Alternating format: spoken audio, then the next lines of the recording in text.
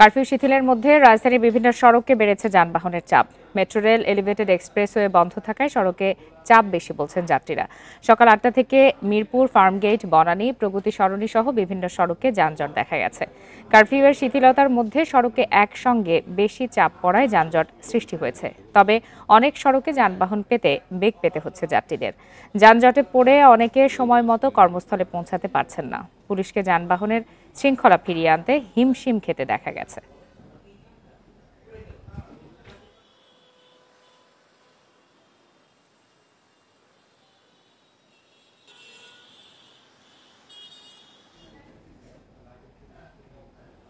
এই মুহূর্তে রাজধানীর পরিস্থিতি নিয়ে জানাতে মিরপুর থেকে আমাদের সঙ্গে যোগ দিয়েছেন সহকর্মী খালেদ রায়হান। খালেদ রায়হান, আপনি সকাল থেকে রাজধানীর বেশ কিছু এলাকা ঘুরে দেখেছেন, এই মুহূর্তে আপনি মিরপুরে অবস্থান করছেন। এই যে কারফিউয়ের শিথিলতা এবং যানবাহনের যে চাপ, সবকিছু মিলিয়ে কি ধরনের পরিস্থিতি চোখে পড়েছে আপনার? দেখুন, আজকে সকাল 7টা থেকে সন্ধ্যা 6টা পর্যন্ত কারফিউ কিন্তু শিথিল করা হয়েছে। গতকালকে ইন্টারনেট আসার পর থেকে আমরা দেখেছি যে বিভিন্ন জায়গাতেই কিন্তু অনেক জায়গায় বিভিন্ন পোস্টের মাধ্যমে আজকে নতুন করে সমাবেশ বা বিক্ষোভ কর্মসূচির ঘোষণা দিয়েছে। তারপর থেকে কিন্তু আইন শৃঙ্খলা বাহিনীর সদস্য যারা রয়েছেন তারা কিন্তু কঠোর অবস্থানে রয়েছে। আমি মিরপুর 10 নম্বরে রয়েছে। এখানে আমরা দেখেছি যে মিরপুরের যিনি ডিসি রয়েছেন তিনি এখানে উপস্থিত রয়েছে এবং সার্বিক আইন শৃঙ্খলা পরিস্থিতি স্বাভাবিক রাখতে তিনি কিন্তু এখানে তদারকি করছেন। মিরপুর একেবারে 10 নম্বর যে গোল চক্করটি রয়েছে সেখানে। এছাড়া আমি যদি সড়কের পরিস্থিতি একটু দেখানোর চেষ্টা করি, সড়কে কিন্তু আমরা দেখছি যে বেশ গাড়ির খানিকটা চাপ রয়েছে। 10 নম্বর গোল চক্কর আমি একেবারে মহাখালী হয়ে এসেছি।